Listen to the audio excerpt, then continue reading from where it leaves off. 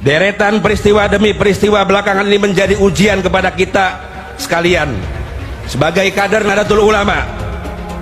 Mulai dari demonstrasi di gedung PBNU, pengeroyokan rombongan kiai di Kerawang, termasuk juga ungkapan-ungkapan menyedihkan kepada kita, kiai kita, dengan bahasa yang tidak sopan.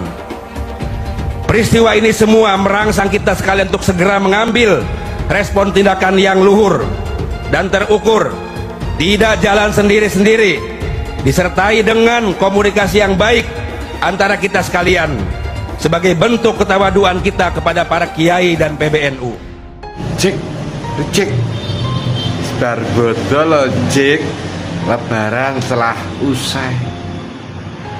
Tanggal berapa, hari apa Zik? Perangnya Zik, Rizik, siap-siap lo ya. Pribumi siap lo Cik, Rizik. Ayo Cik, budalkan gaskan Cik.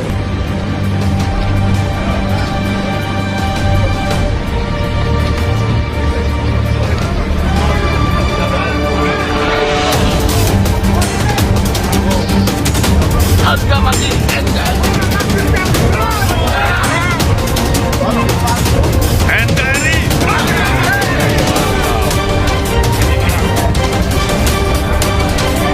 Haji Barang. NKRI.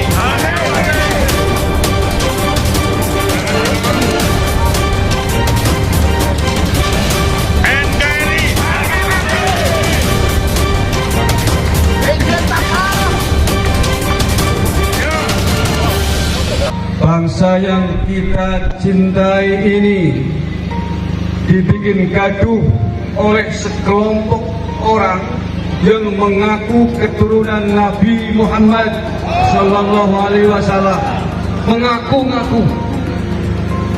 Dan parahnya lagi, mereka notabene tidak lain adalah warga keturunan bangsa asing, keturunan imigran dari Yaman, datang ke Indonesia bersama penjajah Belanda. Di sini mengaku sebagai keturunan Nabi Muhammad Sallallahu Alaihi Wasallam, memprovokasi terus, terakhir memprovokasi mau mengobarkan perang, mengobarkan perang kepada pihak-pihak orang-orang yang dianggap bertentangan dengan Pak Alawi. Bahkan mereka menghina jenderal-jenderal kita dengan sebutan jenderal monyet. Apakah sahabat-sahabat terima? Apakah Banyumas terima? Apakah ada berani dengan jenderal? Akibat provokasi perangnya, terjadi aksi persekusi di berbagai tempat oleh anak buah dari Rizik Syihab kepada tokoh-tokoh kita dari PBNU Laskar Sabilillah. Ada di Klaten, ada di Karanganyar, di Cilacap. Apakah ini mau dibiarkan? Tentu tidak bisa dibiarkan. Sebagai pendatang mestinya berterima kasih dengan bangsa Indonesia.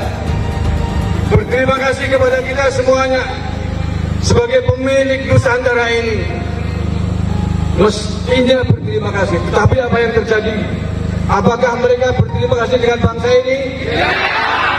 Mereka membuat gaduh, bahkan salah satu pentolanya bernama Rizik Syihab membuat ormas yang namanya FPI bercita-cita ingin menggunakan NKRI bersyariah di bawah naungan khilafah Islamiyah. Apakah ini kurang ajar?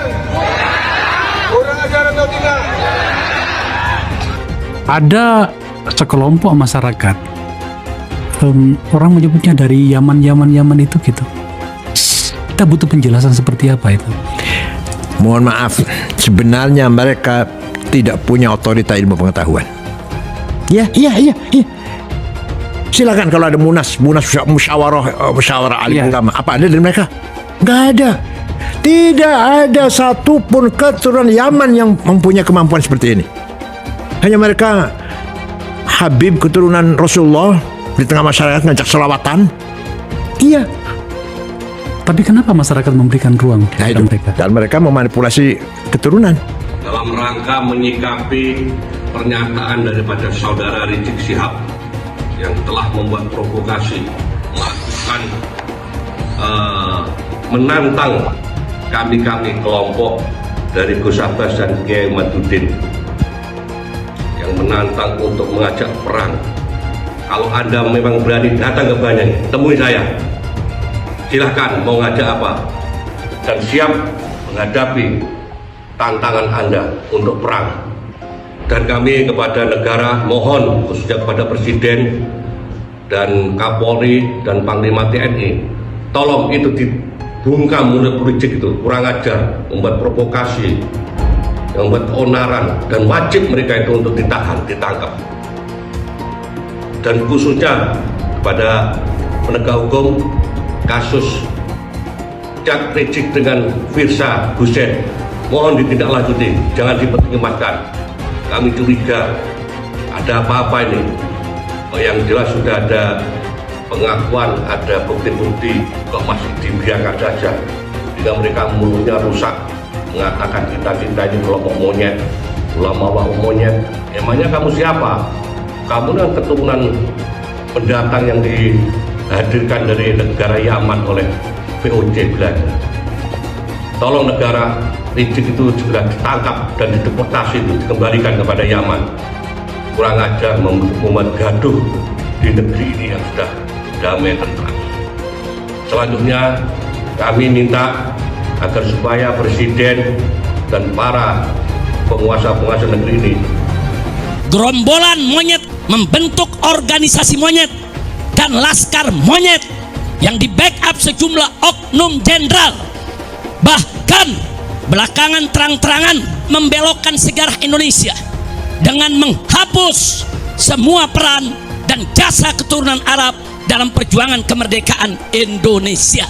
Dedengkot gerombolan monyet laknat ini berani menyerang, menghina, dan memfitnah ulama besar Al-Imam Al-Habib Idrus bin Salim Al-Kufri radhiyallahu ta'ala anhu, bukan saja terhadap habaib dan keturunan Arab lainnya, tapi juga terhadap para muhibbin yang cinta ulama dan habaib. Kurang ajar, biadab mereka, saudara. Kepada Presiden Prabowo Subianto agar segera instruksikan Panglima TNI dan Kapolri untuk secepat-cepatnya gelar operasi pembasmian gerombolan monyet. Saya serukan kepada seluruh habaib dan keturunan Arab serta para muhibbin di Indonesia yang duduk di eksekutif, legislatif maupun yudikatif agar bergerak dan bertindak secara nyata, segera bubarkan organisasi monyet dan tangkap para pemimpin monyet beserta laskar monyetnya, serta pecat semua oknum yang jadi backing gerombolan monyet tersebut. Saya kalau bilang orang yang menista agama itu Balawi, saya nggak bicara oknumnya ya, tapi memang kebanyakan dari Balawi. Mereka menista agama, penistaan agama apa? Mereka mengatakan menuduh Nabi pernah ke Yaman, itu kan menista. Terus mengatakan Nabi pernah memberi mereka hadis di dalam mimpi. Sedangkan semua ahli sunnah imam 4 mazhab mengatakan Nabi kalau sudah meninggal terputus itu wahyu. Saya tanya, hadis itu termasuk wahyu nggak? Gimana Pak Yai? Wahyu. Jadi Nabi meninggal, wahyu terputus. Tapi kan Pak Alawi mengatakan saya mimpi saya dapat hadis 2. Yang pertama hadis masalah kopi. Hadis yang kedua siapa yang mencintai Pak Alawi masuk surga. Ya ini bikin hadis palsu, mengaku ada kami dapat hadis dari Nabi, itu menistai Nabi nggak? Itu loh. Itu menista agama itu namanya. Terus juga ada Habib yang mengatakan Muhammad itu adalah itu Allah sendiri. Itu mereka kalau mau diproses, protes orang-orang ini diproses, penjarakan. Ahok baru 1 kali ngomong saja langsung didemo habis-habisan gitu. Jadi kalau mau penjarakan penista agama, jangan Ahok aja yang dipenjarakan, Mbak Alawi juga dipenjarakan karena mereka banyak menista agama. Jadi saya minta kepada pemerintah jangan diam aja gitu loh. Kita dituduh sekarang memecah belah. Terus mereka yang memecah belah selama ini ngadu domba sama pemerintah, antara masyarakat, suruh pemerintah demo sana sini, meninggal orang Nusantara di jalanan di mana-mana. Siapa yang lebih mengadu domba? Kita apa mereka? Mereka ngaco aja bilang terpecah belah. Iya karena dawer mereka berkurang. Alasan. Orang yang selalu membuat keonaran, tak suruh demo tiap hari nggak dibayar. katanya untuk bela agama Islam. Kemudian orang-orang kampung kita meninggalkan pekerjaannya, meninggalkan kegiatannya, suruh demo tiap hari. Dia yang dapat duit, orang-orang kampung kita yang kerjaannya acak-acakan, ekonominya murat-marit, istrinya muring. Tahu muring? Istrinya muring, ngambek, marah-marah karena dia jaga warung ditinggalin. Apa betul? Dia bertani, taninya macul tidak disempurnain. Dia jagain pancingan lele, pancingan lelenya ditinggalin. Kenapa? Suruh demo, suruh katanya membela agama, menurunkan antek-antek Cina, menurunkan antek-antek asing.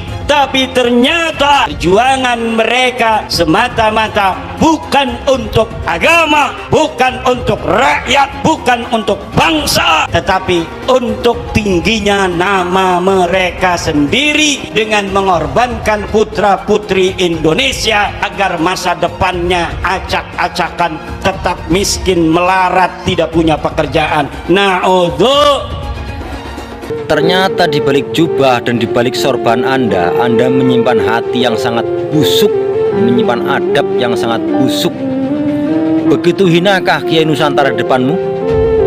Begitu rendahkah Kiai Nusantara di depanmu, hai para Baklawi? Sampai kalian diajak berjabatan tangan aja nggak mau. Kalian tuh di sini cuma numpang hidup, numpang makan. Hidup aja dari mereka kalian. Tapi kalian merendahkan mereka seperti itu. Adab kalian tuh di mana? Hai para Baklawi, pengaku cucu Nabi. Antara Sayyiduna wa Maulana Abdurrahman Wahid dan Rizik Syihab. Kalau kita ingin tahu bagaimana dia menantang mubahalah kepada Gus Dur dulu. Hei Gus Dur, bawa anakmu, bawa istrimu, yuk kita bermubahalah. Siapa di antara kita yang dapat laknat?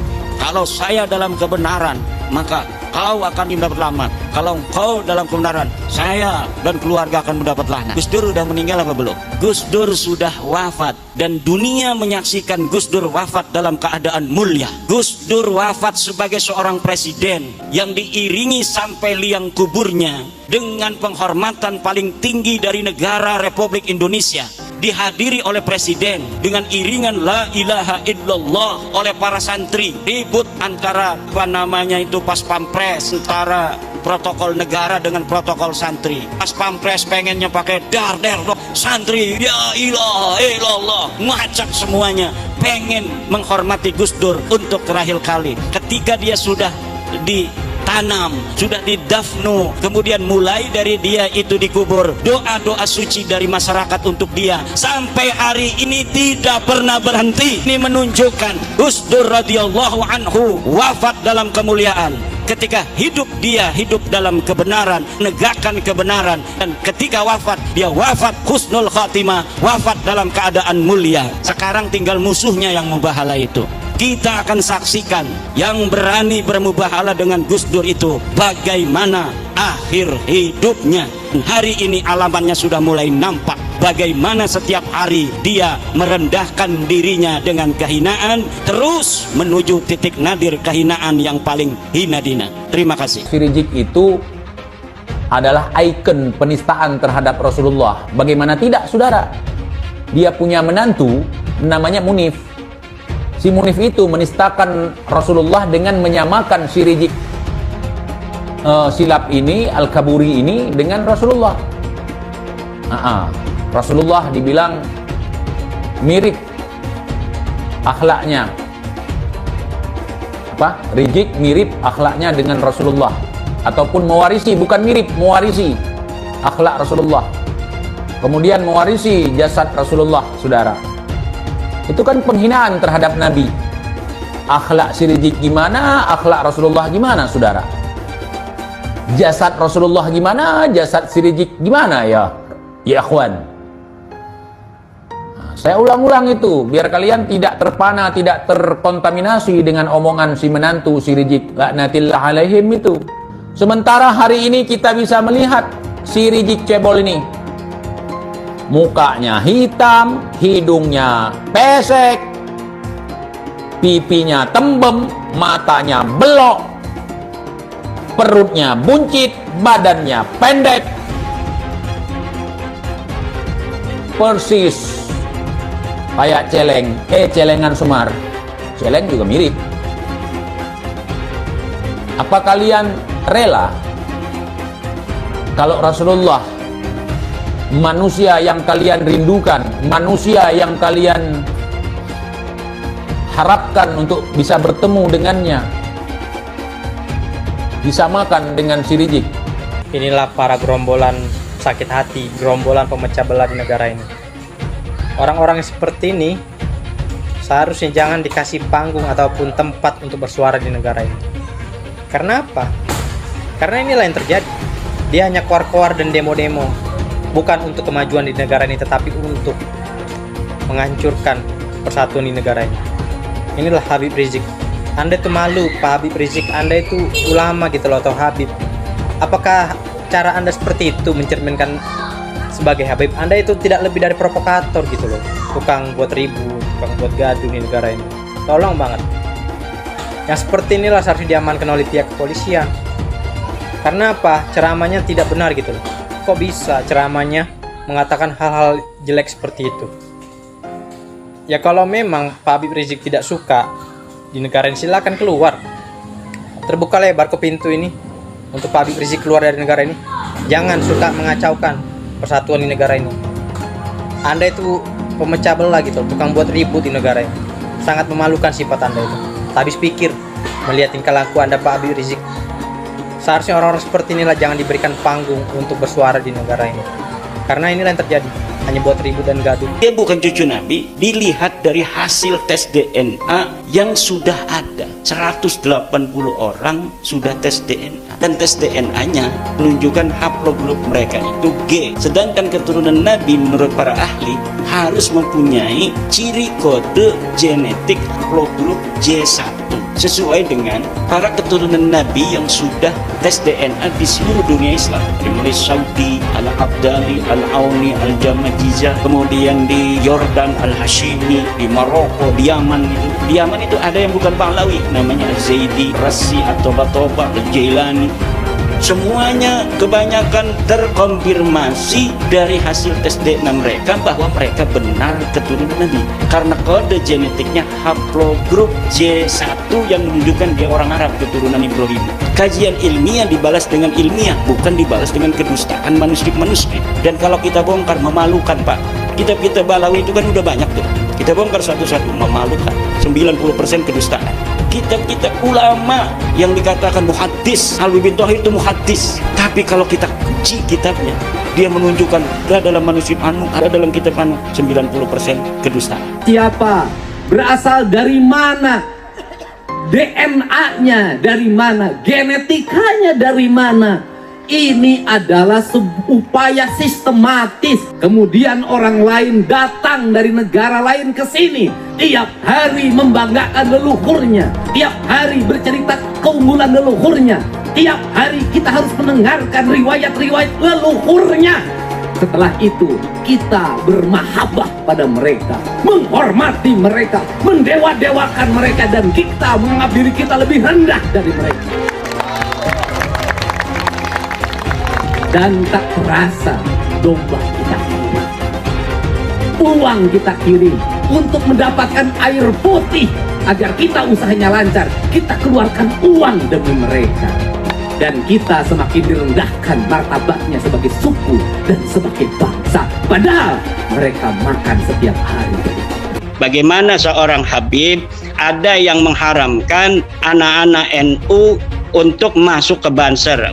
Orang-orang Jawa, anak-anaknya jangan sampai masuk ke Banser, jangan sampai masuk ke Ansor. Itu dilakukan oleh para habaib. Apa? Tidak ada yang berani menghina Hasyim Asy'ari di Indonesia ini kecuali dari Ba'alawi, Faisal Asgaf. Bagaimana terakhir Twitter dia menghina ketum PBNU kita, Gus Yahya. Tidak ada yang lain yang berani seperti itu kecuali dari Ba'alawi. Gus Dur siapa yang berani? Yang berani menghina Gus Dur, menghina Teh Yeni. Itu hanya Faisal Asgaf. Yang ada itu Ba'alawi atau mukhibin-mukhibinnya itu mempersekusi para kiai. Kiai-kiai kita dipersekusi dari zaman dulu. oleh orang-orang yang mengaku keturunan Nabi yang tidak terverifikasi. Pernyataan saya bahwa ilmu nasab itu tidak sesuai dengan kriteria akademik itu terbukti karena diakui sendiri oleh mereka.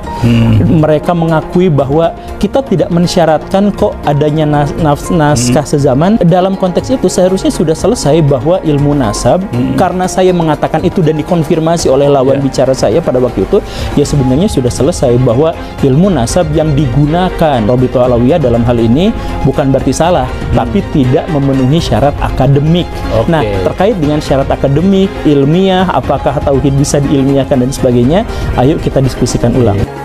Saya belum sampai ke arah tindakan hukum ya terhadap pengakuan-pengakuan klaim-klaim cucu Nabi. Tetapi apabila masyarakat itu menghendaki itu, masyarakat bisa untuk mencoba melaporkan kepada pihak-pihak berwajib apakah nanti ada pasal-pasal yang bisa untuk dijadikan pegangan oleh pihak kepolisian untuk menjerat orang-orang yang mengaku sebagai keturunan Nabi yang sudah tidak terkonfirmasi oleh kitab nasab, oleh kitab sejarah dan tes DNA itu. Banyak orang di Indonesia ini yang mengaku bahwa dia Habib dan keturunan Rasulullah. Padahal di negara-negara Arab nggak ada yang seperti itu, nggak ada yang mengaku bahwa dia keturunan Rasulullah dan nggak ada yang mengaku bahwa dia Habib, karena nggak ada yang tahu bahwa dia keturunan Rasulullah atau enggak. Ya kita semua berharap bahwa kita dari umat Muhammad, keturunan Rasul, kita semua berharap itu, tapi kita nggak tahu hal seperti itu. Nah, jadi di Indonesia ini yang mengaku bahwa dia Habib dan mengaku bahwa dia keturunan Rasulullah dihormati banget, dicium tangannya, diminum bekas mulutnya, diminta doanya dan menjadikannya seperti wali. Gimana melakukan hal seperti itu? Dan kalau dia dikuburkan, kalau sudah meninggal dan dikuburkan, didatangi kuburannya, dihiasi kuburannya, ditaruh uang-uang di tempat kuburannya itu, diminta doanya seperti kalau dia wali beneran, dan apa semua itu? Apa semua itu? Coba kalian pikirkan. Jadi menurut penelitian secara filologi, orang Yaman ini bukan orang Arab, tapi orang Kaukasus. Berarti mustahil sebagai keturunan Nabi Sallallahu Alaihi Wasallam menurut Profesor Menahem Mahani. Secara ilmu genetika, haplogrup Nabi Sallallahu Alaihi Wasallam adalah J1. Haplogrupnya Ba'alawi itu haplogrupnya adalah G. Dari 3 disiplin ilmu ini, menurut sejarah, menurut ilmu nasab, menurut ilmu filologi, menurut ilmu DNA, maka muncullah hakul yakin bahwa Ba'alawi bukan keturunan Nabi Sallallahu Alaihi Wasallam. Tambahan lagi, keyakinan saya itu dengan berbagai macam arogansi dan hurafat-hurafat yang tadi saya utarakan, lengkap sudah hakul yakin saya. Para Habib di Indonesia tidak bisa dianggap sebagai keturunan Nabi Muhammad. Saat ini tumbuh pertanyaan-pertanyaan di kalangan umat Islam tentang kesahihan Habib sebagai keturunan Nabi Muhammad karena perilaku para Habib yang dinilai bertentangan dengan ajaran Islam. Secara genetis, mustahil para Habib di Indonesia itu keturunan Nabi Muhammad. Hasil studi Imaduddin dengan segera membangkitkan keterkejutan di dunia Islam di Indonesia. Manuskrip pada abad ke-9 yang ditulis oleh tokoh Ba'alawi Ali bin Abu Bakar As-Sakran merupakan hasil rekayasa. Ubaidillah bin Alawi bukanlah keturunan Nabi Muhammad.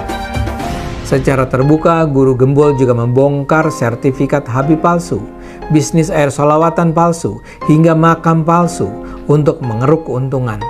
Keraguan akan Habib ini semakin diperkuat dengan kemunculan Raja Dangdut Rhoma Irama. Di dalam podcastnya, Rhoma bercerita bahwa dia juga mempertanyakan status Habib. Dia membantah anggapan bahwa Wali Songo, Pangeran Diponegoro, atau penggagas bendera merah putih adalah Habib, seperti yang selama ini sering diutarakan. Karena itulah, Rhoma percaya bahwa Habib di Indonesia adalah memang bukan keturunan Nabi Muhammad karena kelakuannya yang tidak terpuji. Bapak bahkan meminta para habib berani melakukan tes DNA untuk membuktikan mereka memang keturunan Nabi Muhammad. Apa yang disampaikan Kiai Haji Imaduddin, Guru Gembul, dan Rhoma Irama tampaknya sukses membongkar mitos tentang keutamaan posisi Habib di Indonesia. Buat saya, apa yang terjadi ini adalah berkah bagi Indonesia. Sudah saatnya masyarakat Indonesia tidak lagi percaya pada mitos-mitos tentang Habib sebagai keturunan Nabi yang suci. Selamat tinggal mitos, selamat datang akal sehat. Imigran Yaman, ayo kita deportasi mereka dan lain sebagainya. Kenapa muncul sentimen-sentimen yang seperti itu?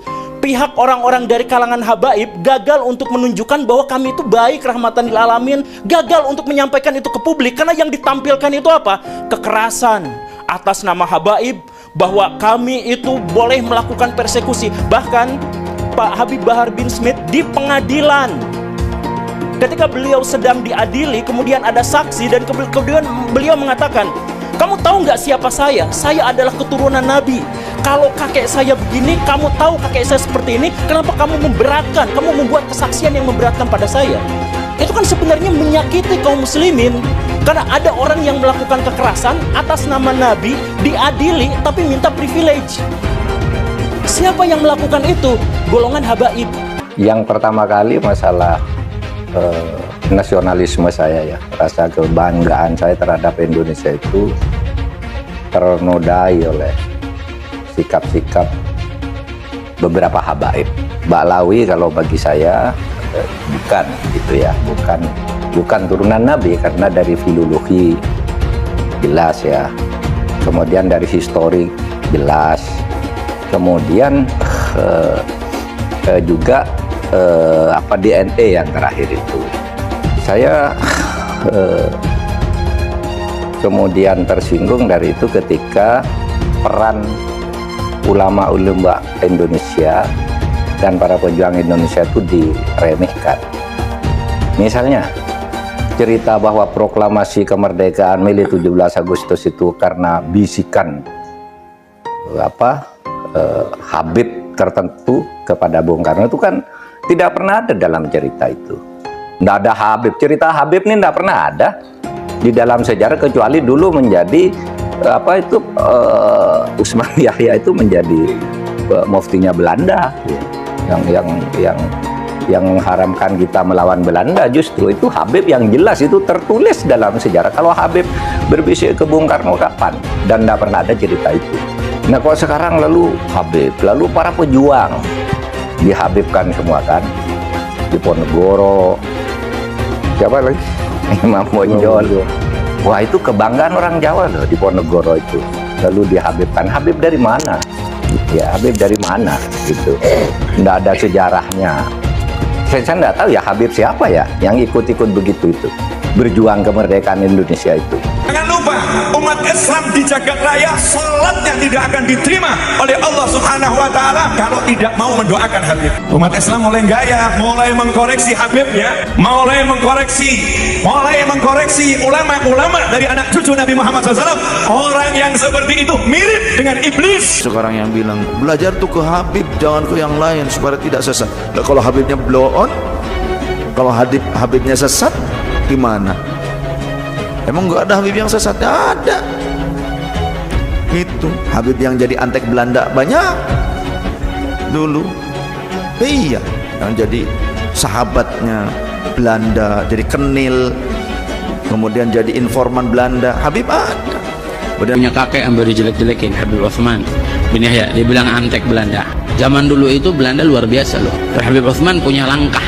Beliau memang dalam kitabnya Manhajul Istiqamah ada membahas untuk tidak ada pemberontakan. Kalau Habib Utsman bin Yahya antek, udah ngaku aja antek, selesai, beres. Jangan pakai kelat-kelit sana sini. Saya katakan saya mendukung Rhoma Irama untuk mengklarifikasi soal Habib ini. Karena saya terganggu dan tersinggung terhadap perkembangan ini sesudah saya melihat tiap mau tidur saya lihat YouTube pertengkaran Rhoma Irama, Imaduddin, Gus Abbas dengan para habaib itu luar biasa, menimbulkan pro kontra. Lalu saya lihat apa sih masalahnya? Kalau saya sendiri pribadi, mau Habib itu turunan Nabi atau tidak, kalau salah ya kita koreksi, Tidak apa-apa, tetapi yang lebih dari itu kemudian ternyata muncul klaim bahwa Republik Indonesia itu ada karena Habib. Wali Songo itu semuanya Habib, padahal Habibnya baru datang sesudah Wali Songo meninggal, gitu loh. Lalu diklaim ini turunan Habib ini. Imam Bonjol coba dibilang itu Habib Syahabuddin. Itu dari mana? Oh, Imam Bonjol Habib Syahabuddin gitu. Lalu ada hurufatnya bahwa kakek saya yang nama Mugaddam itu bisa membentak malaikat mungkar dan nakir, katanya. Mengklaim-klaim begitu, dan orang yang tidak tahu, orang awam banyak yang percaya karena ini Habib yang ngomong. Ada yang mengatakan kalau Indonesia ini merdeka dibutuh oleh Habib ini. Bung Karno itu tanggal 17 Agustus dibantu oleh Habib siapa gitu untuk menyatakan kemerdekaan. Loh, kita tahu yang bantu tuh Jepang, namanya Maeda, di kantor dan di Maeda. Orang Jepang juga membantu, orang Belanda yang membantu kemerdekaan ada juga. Namanya siapa? Edward Weizsäcker yang mendirikan 3 serangka. Ya Belanda juga. Ya, orang India banyak, orang Arab non Habib banyak, orang Cina banyak. Loh, kenapa? Kok lalu diklaim oleh Habib? Ya kita sendiri yang paling dominan, yang lain tuh yang membantu. Kan gitu kalau saya ya, rasa nasionalisme saya. Itulah sebabnya saya dukung Rhoma Irama. Satu Habib, walaupun Habibnya jahlun, maksudnya bodoh kata Iwan, itu ukurannya perbandingannya amat 70 kiai yang alim.